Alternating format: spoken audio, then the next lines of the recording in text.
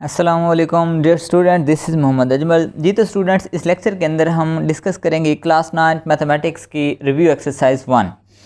इसका जो first question है वो एमसीक्यूज़ का है और फर्स्ट पार्ट है उसका स्क्वायर रूट 7 इज़। नीचे ऑप्शंस गिवन है, रैशनल है, इरेशनल है, या कौन सा है। तो स्क्वायर रूट 7 ये क्या है? इरेशनल नंबर है। क्यों इरेशनल नंबर है? जो इस चैप्टर का फर्स्ट लेक्चर हमने बनाया था उसमें डिटेल से इनके बारे में बताया था कि रैशनल नंबर्स कौन से होंगे, इरेशनल नंबर्स कौन से होंगे। क्योंकि स्क्वायर रूट के अंदर ये 7 प्राइम नंबर है, स्क्वायर रूट के अंदर कोई भी प्राइम नंबर लिखेंगे तो वो इरेशनल नंबर होगा। फिर नेक्स्ट है पाई एंड ई आर। पाई और ई ये दोनों क्या थे? ये दोनों ही इरेशनल नंबर्स थे। If n is not a perfect square then n is. अब स्क्वायर रूट के अंदर कोई नंबर आ जाता है n और वो n परफेक्ट स्क्वायर ना हो तो वो नंबर क्या होता है? वो भी इरेशनल नंबर होता है। अब स्क्वायर रूट 3 को स्क्वायर रूट 5 में ऐड करेंगे तो जो उसका आंसर होगा वो क्या होगा? इरेशनल नंबर होगा। क्यों होगा? Because sum of two rational number is rational. Irrational number is irrational number. Irrational number plus irrational number is irrational number. Next है for all x belongs to the real number x is equal to x is called. तो x के ही equal है। तो ये कौन सी property होती है? ये रिफ्लेक्सिव प्रॉपर्टी है। ये प्रॉपर्टी का नाम है, चैप्टर के अंदर हमने पढ़ा था ये, कि x के इक्वल आ जाए। जो कोई चीज़ अपने इक्वल कब होती है? जैसे हम आईना देख रहे होते हैं, x अपना नज़र आ रहा होता है, हम खुद अपने इक्वल होते हैं, हमारी ही इमेज होती है वो सामने वाली। तो रिफ्लेक्स नज़र आना, x नज़र आना, x के इक्वल है, तो ये प्रॉपर्टी का नाम था। नेक्स्ट है ए बी सी तीनों रियल नंबर्स हैं और कंडीशन ये है कि ए ग्रेटर है बी से और बी ग्रेटर है सी से। तो इस प्रॉपर्टी का क्या नाम होगा? इस प्रॉपर्टी का नाम था ट्रांजिटिव प्रॉपर्टी। इसमें ये गिवन है कि ए बी से ग्रेटर है, बी सी से ग्रेटर है, तो फिर ए और सी जो लास्ट वाले नंबर्स हैं ए और सी, उसका कंपैरिजन भी यही होता है कि ए भी ग्रेटर होता है सी से। तो ये ट्रांजिटिव प्रॉपर्टी आपको बताया था, जब 2 नंबर होंगे तो कम्यूटेटिव प्रॉपर्टी और 3 होंगे तो फिर एसोसिएटिव प्रॉपर्टी होती है।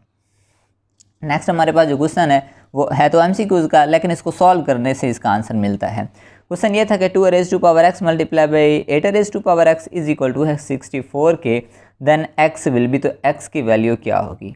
अब ये नंबर देखें, 2 की पावर में इन सब नंबर्स को हम लिख सकते हैं। ये 2 की पावर में पहले से गिवन है। 8 को हम लिख सकते हैं 2 की पावर 3 और 64 को लिख सकते हैं 2 रेज़ टू पावर 6। अब 2 नंबर मल्टीप्लाई हो रहे होते हैं, बेस सेम है तो उनकी पावर क्या हो जाती है? ऐड हो जाती है। x प्लस 3x बन जाएगा 4x equals to.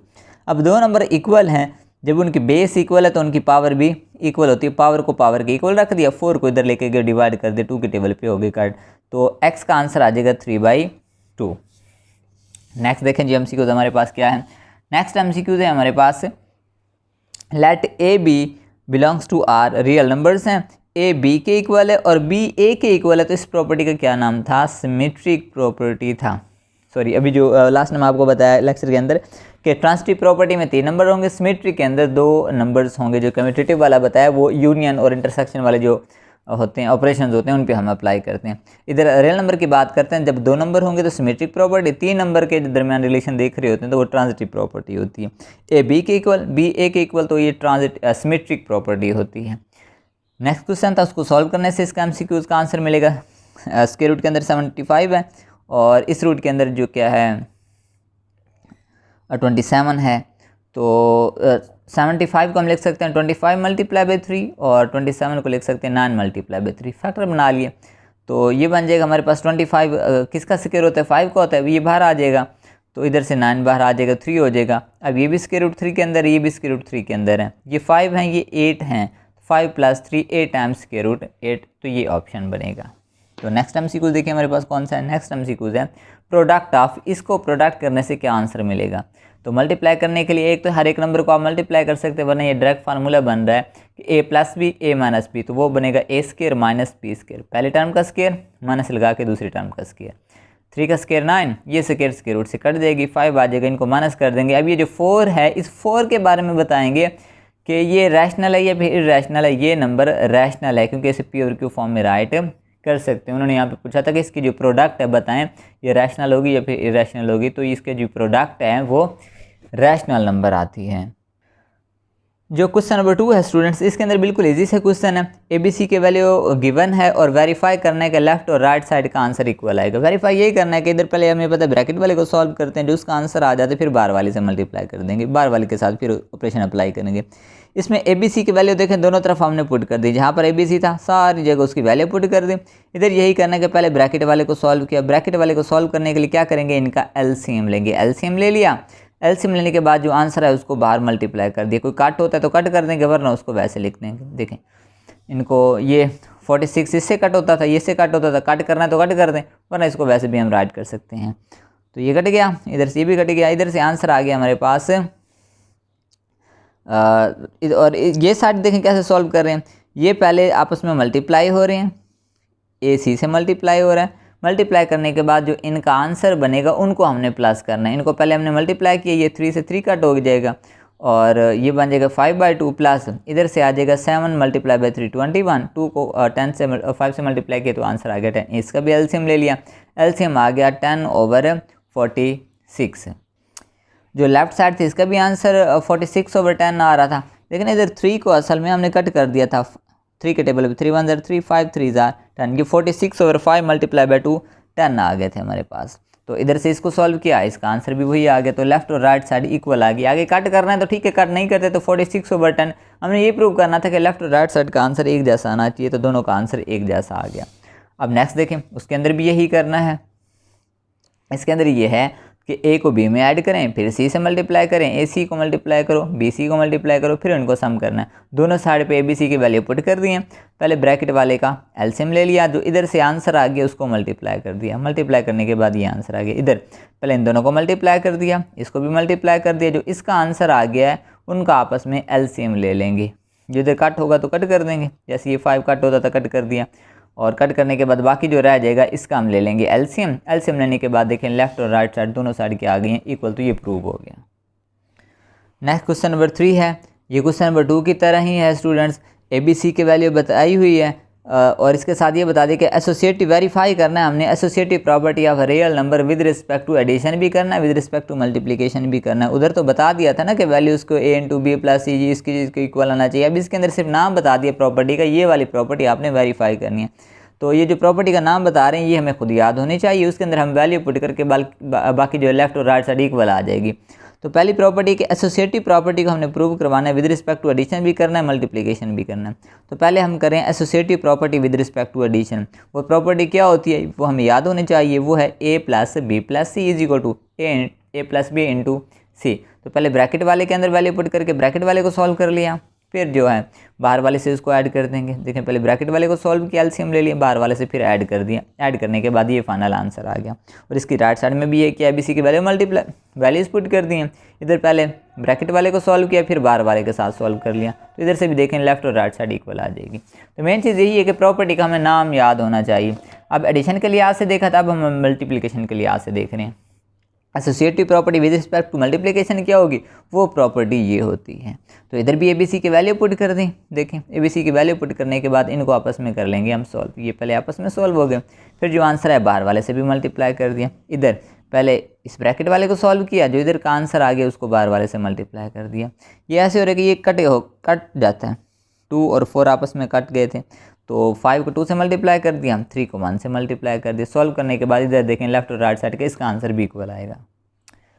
Student question number 4 है, is 0 a rational number, explain. क्या ये 0 रैशनल नंबर है, पूछ रहे हैं। अगर रैशनल नंबर है तो उसकी वजह बताएं, उसको एक्सप्लेन करें क्यों रैशनल नंबर है। Yes 0 is a rational number. जी हाँ, 0 जो है रैशनल नंबर होता है। रैशनल नंबर की डेफिनेशन हमने क्या पढ़ी थी, ऐसे नंबर हम जिसे P और Q फॉर्म में राइट कर सकते हैं। P और Q दोनों इंटीजर होने चाहिए, नीचे वाला 0 नहीं होना चाहिए। अब इसके साथ में रीज़न बताएंगे, because it can be written in the form of P/Q। इसे हम P/Q फॉर्म में राइट कर सकते हैं, तो इसलिए ये रैशनल नंबर होता है। जैसे 0/1 लिख दें, 0/2, 0/3 एट्सेट्रा, कोई भी नंबर लिख दें। ओवर में मतलब ऊपर 0 नीचे कोई भी नंबर लिख दें, तो आप इसे P/Q फॉर्म में राइट कर सकते हैं। P/Q दोनों इंटीजर्स हैं, नीचे वाला 0 भी नहीं है, तो ये रैशनल नंबर्स होंगे। सिंपल आपने इतना लिख देना जितना यहाँ पे लिखा हुआ है। नेक्स्ट प्रॉपर्टी का एक प्रॉपर्टी को हमने बयान करना है, state trichotomy property of real numbers. Trichotomy property कौन सी होती है, सिर्फ इतना लिखेंगे आप, ये बुक के अंदर गिवन है कि for all AB belongs to R। AB कोई भी रियल नंबर्स लें either A is equal to B, या जो ए लेस देन बी होगा या फिर ए ग्रेटर देन बी होगा। सिर्फ ये 2 लाइन्स आपने लिख देनी। ये ट्राइकोटमी प्रॉपर्टी है कि कोई से भी रियल नंबर्स लेंगे या तो वो इक्वल होंगे, या ए लेस देन होगा बी से, या ए ग्रेटर देन बी होगा।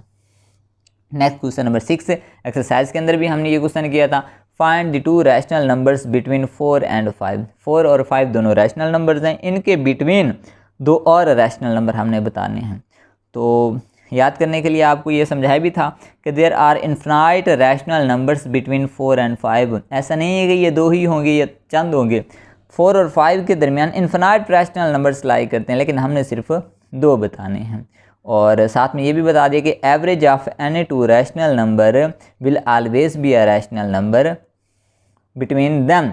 सो कि कोई से भी 2 रैशनल नंबर्स हैं, उनकी एवरेज लें तो जो आंसर आता है वो भी रैशनल नंबर होता है और वो उनके बिटवीन लाई करता है, क्योंकि हमने उसके बिटवीन नंबर फाइंड करने हैं। तो इसलिए हम ये कॉन्सेप्ट यूज़ कर रहे हैं कि जो आंसर उनके बिटवीन आना चाहिए और रैशनल भी आना चाहिए। तो फर्स्ट रिक्वायर नंबर क्या होगा कि जो नंबर गिवन है उनको सम करके 2 पे डिवाइड कर दें, एवरेज आ जाएगी। दोनों को प्लस कर दिया, 2 पे डिवाइड किया, डिवाइड को मल्टीप्लिकेशन के अंदर चेंज करेंगे तो इसका रेसिप्रोकल 2/1 थी तो 1/2 हो जाएगी। काट हो तो कर देंगे, वरना इसको वैसे लिख देंगे। अब एक ये नंबर, एक जो प्रीवियस वैल्यूज़ हमें गिवन थी 4 या 5, उसके साथ उसका जो हम दोबारा एवरेज निकाल लेते हैं कि इस आंसर को प्रीवियस एक टर्म 5 ले लिए, उसमें ऐड किया, उसको भी 2 पे डिवाइड कर लिया, इसका एलसीएम ले लिया और इसके साथ सॉल्व कर लिया, तो ये आंसर आ जाएगा हमारे पास रिक्वायर। नेक्स्ट क्वेश्चन नंबर 7 को हमने करना है सिंप्लीफाई। सिंप्लीफाई जैसे एक्सरसाइज में किया था वैसे ही है, सिंपलेस्ट फॉर्म के अंदर हम इसको राइट करेंगे। पहले ये रेडिकल फॉर्म के अंदर है, एक्सपोनेंट फॉर्म में कन्वर्ट कर दिया। एक्सपोनेंट फॉर्म के लिए क्या, स्क्वायर रूट खत्म करके जो इधर नंबर होगा वो 1 उलट हो जाएगा, रेसिप्रोकल हो जाएगा। n है तो 1/n, 5 है तो 1/5 बन जाएगी। अब हर एक नंबर को उसकी पावर अलग कर दी, 1/5 एक्स की पावर से भी मल्टीप्लाई कर दिया, सेकंड से भी, और थर्ड जो नीचे ओवर नंबर गिवन है इसके साथ भी, मतलब हर एक नंबर की पावर कर दी अलग। जब पावर को अलग करेंगे, पावर से क्या होगी, मल्टीप्लाई। ये 5 15 से कट हो जाएगा, इधर आ जाएगा 3। ये 5 75 से कट होगा तो इधर आ जाएगा 7। ये 5 20 से कट करेंगे, इधर आ जाएगा 4। तो इधर से रह गया एक्स की पावर 3, वाई की पावर 7, नीचे जेड की पावर आ जाएगी 4 हमारे पास। तो सिंपल यही कि रेडिकल फॉर्म से एक्सपोनेंट फॉर्म में कन्वर्ट कर दिए, फिर पावर को हर एक नंबर से अलग अलग मल्टीप्लाई कर दिए। सेकंड पार्ट है इसका, सेकंड पार्ट है 27 रेज़ टू पावर 2x और क्यूब रूट है इसकी। तो पहले रेडिकल फॉर्म से एक्सपोनेंट फॉर्म में कन्वर्ट करेंगे। ये 27 को एक तो हम राइट कर सकते हैं 3 की पावर 3, क्योंकि 3 की पावर 3 करेंगे, 3 मल्टीप्लाई बाई 3 मल्टीप्लाई बाई 3 27 बनता है। तो पावर को पावर से मल्टीप्लाई कर दिया, 3 2 जार 6। पहले 27 को 3 की पावर 3 लिखा, फिर पावर को पावर से मल्टीप्लाई कर दिया, 6x हो गया। उसके बाद रेडिकल फॉर्म से एक्सपोनेंट फॉर्म में कन्वर्ट हो गया ये। तो 3 और 6 ये टेबल पे काट होते हैं, 3 1 जार 3, 3 2 जार 6। तो इसको कर दिया हमने कट, तो 3 की पावर बाकी क्या रह गया, 2x रह गया। नेक्स्ट पार्ट देखें इसका। नेक्स्ट है 6 into 3 raise to power n plus 2 over 3 raise to power n plus 1 minus 3 raise to power n। तो 3 की पावर n देखें दोनों के पास है, 3 की पावर n इधर भी है, 3 की पावर n इधर भी है, इधर से कॉमन लेके हम इसको कट करना चाह रहे हैं। तो 6 एज इट इज़ 3 की पावर n अलग कर दिया, 3 की पावर 2 को अलग कर दिया, ओवर में 3 की पावर n दोनों से लिया कॉमन, पहले इसको अलग कर लिया, 3 की पावर n को अलग कर दिया, 3 की पावर 1 को अलग कर दिया, 3 की power n as it is आ गया। तो दोनों से देखें क्या कॉमन है, 3 रेज़ टू पावर n दोनों के पास है, इधर भी है इधर भी है, तो इसको ले लिए कॉमन, तो इधर से रह जाएगा 3 रेज़ टू पावर 1 एंड इधर से आ जाएगा 1। अब ये 3 की पावर n से 3 की पावर n कैंसिल हो जाएगा, बाकी रह गया 6 इंटू 3 रेज़ टू पावर 2, 6 3 की पावर 2 9, 3 माइनस 1 2, और इसको हमने कर दिया कट। 2 जो है इस 6 से कट होगा, इधर आ जाएगा 3, 9 को 3 से मल्टीप्लाई कर दिया तो 27। नेक्स्ट क्वेश्चन नंबर 8 है sum of 3 consecutive odd integers is 51। Find the 3 integers. 3 number हैं, तीनों ही ऑड नंबर्स हैं लेकिन कंसेक्टिव हैं, तो उसका सम जो है 51 के इक्वल है, वो हमने नंबर फाइंड करने हैं। जैसे कि एक्सरसाइज का भी एक क्वेश्चन किया था हमने, लेकिन वो 3 कंसेक्टिव इंटीजर्स थे। अब यहाँ पे लेट करेंगे, let 3 consecutive odd integers are, एक x है तो दूसरा x प्लस 2 होगा, तीसरा x प्लस 4 होगा। देखिए x अगर ऑड इंटीजर्स है, जैसे 1 होता है, 1 के बाद ऑड नंबर आता है 3, तो 1 और 3 में गैप कितने का है, 2 का है। अगला ऑड नंबर कैसे होगा, फिर 2 उसमें ऐड करेंगे प्रीवियस वाले टर्म के अंदर। ये ऑड है इसलिए इसमें 2 ऐड करेंगे तो ऑड नंबर आएगा। जैसे 1 है, 1 के अंदर 2 ऐड करेंगे तो 3 आंसर आएगा ऑड नंबर। अगर x के अंदर हम 1 यहाँ पे ऐड करते, x plus 1, x odd number है जैसे 1, उसमें 1 ऐड करेंगे वो तो 2 हो जाएगा जो कि इवन नंबर है, इसलिए हम 2 ऐड करते जा रहे हैं क्योंकि ऑड नंबर्स के बिटवीन 2 का डिफरेंस होता है। तो x प्लस 2 एंड फिर इसमें 2 ऐड करेंगे तो x प्लस 4 हो जाएगा according to the given condition. Condition क्या थी कि तीनों को सम करें, आंसर आएगा 51। तो तीनों को हमने सम कर दिया, x को ऐड कर दिया x प्लस 2 x प्लस 3 के अंदर, तीनों को सम किया, आंसर आ गया 51 के इक्वल। अब x वाली x में प्लस हो जाएंगी, x plus x plus x 3x, 2 plus 4 हो गए यहाँ से 6। तो नंबर को इस तरह भेज के x को अलग कर लेंगे हम, 6 उधर जाके माइनस हो जाएगा 45, फिर 3 इधर आ जाएगा, डिवाइड कर देंगे, आंसर आ जाएगा 15। x की वैल्यू आ गई 15। हमने 3 नंबर कौन से लेट किए थे, x प्लस 2 x प्लस 4, तो ये x की वैल्यू इन तीनों के अंदर पुट कर दें। सो रिक्वायर इंटीजर्स आर, एक x था जो कि 15 आ गया, फिर x प्लस 2 था, x की जगह 15 लिखा, प्लस 2 कर दिया 17, फिर x प्लस 4 था, x की जगह 15 आ गया, प्लस कर दिया 4, तो आंसर आ गया यहाँ से 19। तो ये रिक्वायर नंबर होंगे हमारे पास। नेक्स्ट क्वेश्चन नंबर 9 है, Abdullah pick up 96 balls and place them into the 2 buckets. One bucket has 28 more balls than the other bucket. How many balls were in each bucket? एक bucket है, उसके अंदर से जो अब्दुल्ला है उसने पिक किए 96 बाल्स। सॉरी, क्वेश्चन ये है कि Abdullah pick up 96 balls and place them, उसने 96 बाल पिक किए और उनको पुट कर दिया 2 बकेट्स के अंदर, 2 बाल्टियों के अंदर पुट कर दिया। एक के अंदर कहता है जो है 28 बाल्स ज़्यादा हैं देन द अदर बकेट, एक बाल्टी के अंदर उसने 28 बाल्स ज़्यादा पुट किए हैं, ज़्यादा रखे हैं दूसरी की निस्बत। तो हमने बताना ये है कि हर एक बकेट के अंदर कितनी बाल्स होंगी। तो अभी हमने यहाँ पे लिखा टोटल बाल्स कितनी थी, 96 थी। लेट कर लिया 1 बकेट हैज़ x बाल्स, अगर एक में x हैं तो अदर बकेट हैज़ दूसरी के अंदर कितनी होंगी, क्योंकि उसमें तो 28 ज़्यादा हैं, अगर इसमें x हैं तो इसमें x प्लस 28 होंगी क्योंकि 28 मोर थी उसमें। By the given condition, given condition ये होगी दोनों को सम करें, टोटल तो 96 थी, x और x प्लस 28 दोनों को सम करें, सम करने से आंसर आएगा 96। तो यहाँ से हम x की वैल्यू निकाल लेते हैं, x प्लस x 2x हो गया, 28 को दूसरी तरफ भेज दिया, आंसर आ गया 68, 2 पे दोनों तरफ डिवाइड कर दिया तो x की वैल्यू आ गई 34। सो 1 बकेट हैज़, एक के अंदर हमने कहा था x बाल्स हैं जो कि आ जाएगी 34, दूसरी के अंदर हमने क्या था कहा था x प्लस 28 है तो x 34 आ गया, प्लस 28 आ गया, तो ये आ जाएंगे 62 बॉल्स। एक के अंदर 34 होंगी, दूसरी के अंदर 62 बॉल्स होंगी। Last question of the review exercise, last question ये है हमारे पास इधर से।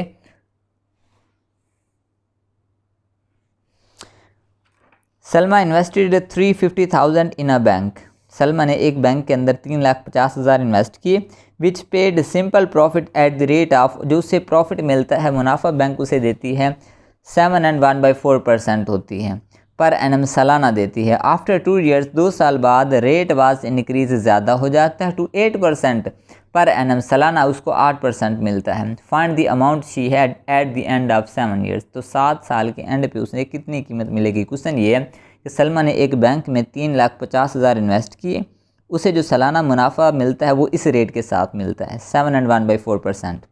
2 साल के बाद बैंक क्या करती है, उसके मुनाफे की जो परसेंटेज है वो बढ़ा देती है, 8% कर देती है। अब हमने ये बताना है कि उसने 7 साल के एंड पे उसे कितने पैसे मिलेंगे। चलें जी, क्वेश्चन प्रिंसिपल अमाउंट, जो अमाउंट उसने इन्वेस्ट की थी उसे प्रिंसिपल अमाउंट करें, वो है 3,50,000। तो पहला जो रेट था वो R1 हम यहाँ पे कह रहे हैं, पहले 2 साल के लिए, क्योंकि 2 साल के बाद रेट बढ़ गया था। तो पहला रेट था 7 and 1/4, मिक्स फ्रिक्शन से उसे सिंपल फ्रिक्शन में कन्वर्ट किया, फिर उसको डेसिमल पॉइंट में कन्वर्ट कर दिया। 7 4 28 प्लस 1 29/4 डिवाइड कर दिया, तो ये रेट आ जाएगा। तो T1 पहला टाइम कितना था, 2 years, 2 साल के लिए हैं। तो दूसरा रेट कौन सा था, दूसरा रेट ये होगा हमारे पास, 2 साल जो बाद बढ़ जाएगा वो होगा 8%। तो हम पहले वाला 2 साल का प्रॉफिट अलग आएगा, फिर अगले जो 5 साल का प्रॉफिट होगा वो अलग आएगा क्योंकि रेट बढ़ गया है। तो प्रॉफिट 1 आएगा PRT/100, R1 रेट 1 और T1 टाइम 1 दोनों की वैल्यू पुट कर दी और वैल्यू पुट करने के बाद इसको सॉल्व कर लिया तो ये आंसर आ जाएगा कि पहला प्रॉफिट उसको ये मिलेगा पहले 2 साल के अंदर। फिर दूसरा प्रॉफिट कब मिलेगा, PR2T2, रेट भी सेकंड वाला, टाइम भी सेकंड वाला। इसके अंदर वैल्यूज पुट कर दी। R2 क्या था, 8 था। टाइम 2 अगला कितना बच जाएगा, 7 साल टोटल थे, 2 साल इधर हो गए, बाकी रह गए 5 साल, तो 5 इधर आ गए। इसको सॉल्व करने से ये आंसर आ गया। अब 7 साल के एंड पे उसे क्या मिलेगा, एक तो ये दोनों प्रॉफिट मिलेंगे प्लस उसने जितनी अमाउंट इन्वेस्ट की थी वो भी तो मिलनी है। तो पहले तो हमने निकाले टोटल प्रॉफिट, टोटल प्रॉफिट उसे कितना मिलेगा, प्रॉफिट 1 प्लस प्रॉफिट 2, तो ये टोटल प्रॉफिट आ जाएगा।